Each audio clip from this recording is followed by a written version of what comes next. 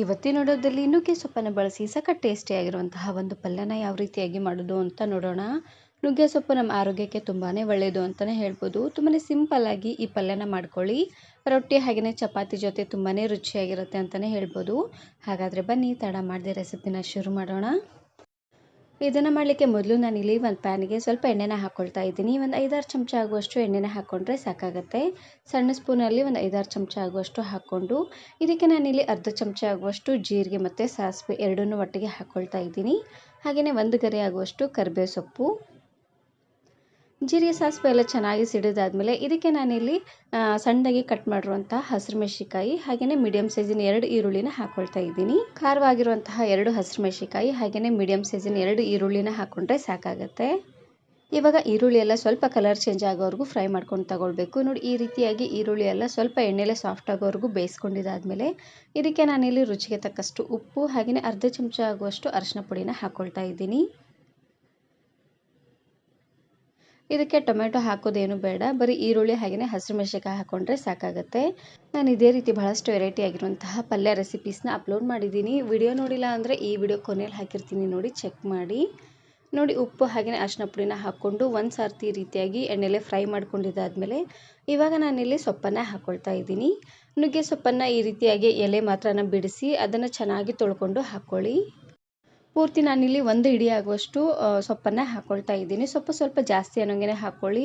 ಅದು ಪೂರ್ತಿ ಬೆಂದಾದಮೇಲೆ ಪೂರ್ತಿ ಸಾಫ್ಟ್ ಆದಮೇಲೆ ಸ್ವಲ್ಪ ಆಗಿಬಿಡುತ್ತೆ ನೋಡಿ ಕ್ವಾಂಟಿಟಿ. ಹಾಗಾಗಿ ಸೊಪ್ಪನ್ನು ಹಾಕ್ಕೊಂಡು ಉರಿನ ಪೂರ್ತಿಯಾಗಿ ಲೋ ಫ್ಲೇಮ್ನಲ್ಲೇ ಇಟ್ಟು ಎಣ್ಣೆಲೆ ಚೆನ್ನಾಗಿ ಇದನ್ನು ಬಾಡಿಸ್ಕೊಂಡು ತಗೊಳ್ಬೇಕು. ಮೊದಲು ಸೊಪ್ಪನ್ನು ಚೆನ್ನಾಗಿ ಬೇಯಿಸ್ಕೊಂಡು ಅದಾದಮೇಲೆ ನಾನಿಲ್ಲಿ ಕಾಳನ್ನು ಹಾಕ್ಕೊಳ್ತಾ ಇದ್ದೀನಿ. ಒಂದು 2-3 ನಿಮಿಷನಾದರೂ ಚೆನ್ನಾಗಿ ಇದನ್ನು ಲೋ ಫ್ಲೇಮ್ನಲ್ಲೇ ಇಟ್ಟು ಬೇಯಿಸ್ಕೊಳ್ಬೇಕು. ಯಾಕಂದರೆ ಇದು ಪೂರ್ತಿಯಾಗಿ ಎಣ್ಣೆಲೆ ಫ್ರೈ ಆಗಬೇಕು ನೋಡಿ. ಹಾಗಾಗಿ ಇವಾಗ ನಾನಿಲ್ಲಿ ಮೇಲ್ಗಡೆ ಮುಚ್ಚಳನ ಮುಚ್ಚಿ ಬೇಯಿಸ್ಕೊಳ್ತಾ ಇದ್ದೀನಿ. ಆವಾಗವಾಗ ಈ ರೀತಿಯಾಗಿ ಕೈ ಆಡ್ತಾನೆ ಸೊಪ್ಪನ್ನು ಬೇಯಿಸ್ಕೊಂಡು ತಗೊಳ್ಬೇಕು. ನೋಡಿ, ಈ ರೀತಿಯಾಗಿ ಸೊಪ್ಪು ಪೂರ್ತಿಯಾಗಿ ಸಾಫ್ಟ್ ಆದಮೇಲೆ ಇವಾಗ ನಾನಿಲ್ಲಿ ಕಡಲೆಕಾಳನ್ನು ಹಾಕ್ಕೊಳ್ತಾ ಇದ್ದೀನಿ. ನಾನಿಲ್ಲಿ ಕಡಲೆಕಾಳನ್ನು ಹಿಂದಿನ ದಿನ ರಾತ್ರಿನೇ ಚೆನ್ನಾಗಿ ನೆನೆಸಿ ಅದನ್ನು ಕುಕ್ಕರಿಗೆ ಹಾಕಿ ಒಂದು 3-4 ವಿಸಿಲ್ ಕೂಗಿಸ್ಕೊಂಡು ಹಾಕ್ಕೊಳ್ತಾ ಇದ್ದೀನಿ. ಕಡಲೆಕಾಳು ಬೇಯಲಿಕ್ಕೆ ಸ್ವಲ್ಪ ಟೈಮ್ ತಗೊಳುತ್ತೆ ನೋಡಿ. ಹಾಗಾಗಿ ಒಂದು 3-4 ವಿಸಿಲ್ ಕೂಗಿಸ್ಕೊಂಡು ತಗೊಳ್ಳಿ. ಇದಕ್ಕೆ ಎಕ್ಸ್ಟ್ರಾ ನೀರೇನು ಹಾಕೋದು ಬೇಡ, ಬರೀ ಕಾಳನ್ನು ಹಾಕ್ಕೊಂಡು ಚೆನ್ನಾಗಿ ಇದನ್ನು ಈ ರೀತಿಯಾಗಿ ಮಿಕ್ಸ್ ಮಾಡಿಕೊಂಡು ಉಗಿನಲ್ಲೇ ಒಂದು 2 ನಿಮಿಷವರೆಗೂ ಚೆನ್ನಾಗಿ ಇದನ್ನು ಬೇಯಿಸ್ಕೊಳ್ಬೇಕು. ಸೊಪ್ಪು ಹಾಗೆಯೇ ಕಾಳು ಎಲ್ಲ ಒಂದಕ್ಕೊಂದು ಚೆನ್ನಾಗಿ ಬೆರೆಯೋ ರೀತಿಯಾಗಿ ಬೇಯಿಸ್ಕೊಂಡು ತಗೊಳ್ಬೇಕು. ಇವಾಗ ನಾನಿಲ್ಲಿ ಮೇಲ್ಗಡೆ ಮುಚ್ಚಳನ ಮುಚ್ಚಿ ಬೇಯಿಸ್ಕೊಳ್ತಾ ಇದ್ದೀನಿ. ಮಕ್ಕಳು ಸೊಪ್ಪನ್ನು ತಿನ್ನಲಿಕ್ಕೆ ಅಷ್ಟೊಂದಾಗಿ ಇಷ್ಟಪಡೋದಿಲ್ಲ. ಅಂಥ ಟೈಮಲ್ಲಿ ಈ ರೀತಿಯಾಗಿ ಕಾಳಿನ ಜೊತೆ ಸೊಪ್ಪನ್ನು ಹಾಕಿ ಮಾಡಿಕೊಡಿ, ತುಂಬಾ ಚೆನ್ನಾಗಿರುತ್ತೆ. ಹಾಗೆಯೇ ಇದನ್ನು ನೀವು ಅನ್ನದ ಜೊತೆ ಕೂಡ ಸರ್ವ್ ಮಾಡ್ಕೊಳ್ಬೋದು. ಪಲ್ಯ ಎಲ್ಲ ಆದಮೇಲೆ ಇದ್ರ ಜೊತೆಗೇ ಸ್ವಲ್ಪ ಅನ್ನನ ಹಾಕ್ಕೊಂಡು ಚೆನ್ನಾಗಿ ಇದನ್ನು ಮಿಕ್ಸ್ ಮಾಡಿದ್ರೆ ಆಯಿತು. ಅದನ್ನು ನೀವು ಮಕ್ಕಳ ಲಂಚ್ ಬಾಕ್ಸಿಗಾದರೂ ಮಾಡಿ ಕಟ್ಬೋದು, ತುಂಬಾ ಚೆನ್ನಾಗಿರುತ್ತೆ. ಇವಾಗ ನೋಡ್ತಾ ಇರ್ಬೋದು, ಅವಾಗವಾಗ ಈ ರೀತಿಯಾಗಿ ಕೈ ಆಡ್ತೇನೆ ಚೆನ್ನಾಗಿ ಬೇಯಿಸ್ಕೊಂಡು ತಗೊಳ್ಬೇಕು. ಯಾಕಂದರೆ ಇದಕ್ಕೆ ಎಕ್ಸ್ಟ್ರಾ ನೀರೇನು ಹಾಕ್ಕೊಳ್ತಾ ಇಲ್ಲ. ಹಾಗಾಗಿ ಉಗಿನಲ್ಲೇ ಚೆನ್ನಾಗಿ ಬೇಯಿಸ್ಕೊಳ್ಬೇಕಾಗತ್ತೆ. ಇದನ್ನು ನೀವು ಅಕ್ಕಿ ರೊಟ್ಟಿ, ಚಪಾತಿ ಹಾಗೆಯೇ ಜೋಳದ ರೊಟ್ಟಿ ಜೊತೆಗೆಲ್ಲ ಸರ್ವ್ ಮಾಡ್ಕೊಳ್ಬೋದು, ತುಂಬಾ ಚೆನ್ನಾಗಿರುತ್ತೆ.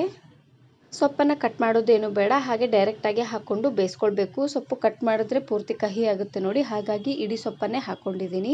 ಹಾಗೆಯೇ ಪೂರ್ತಿ ಬರೀ ಸೊಪ್ಪನ್ನೇ ಫ್ರೈ ಮಾಡಿಕೊಂಡ್ರು ಅದು ಕೂಡ ತುಂಬಾ ಚೆನ್ನಾಗಿರೋದಿಲ್ಲ, ಸ್ವಲ್ಪ ಕಹಿ ಬರುತ್ತೆ ನೋಡಿ. ಹಾಗಾಗಿ ನಾನಿಲ್ಲಿ ಸ್ವಲ್ಪ ಕಾಳನ್ನು ಮಿಕ್ಸ್ ಮಾಡಿಕೊಂಡು ಹಾಕ್ಕೊಳ್ತಾ ಇದ್ದೀನಿ.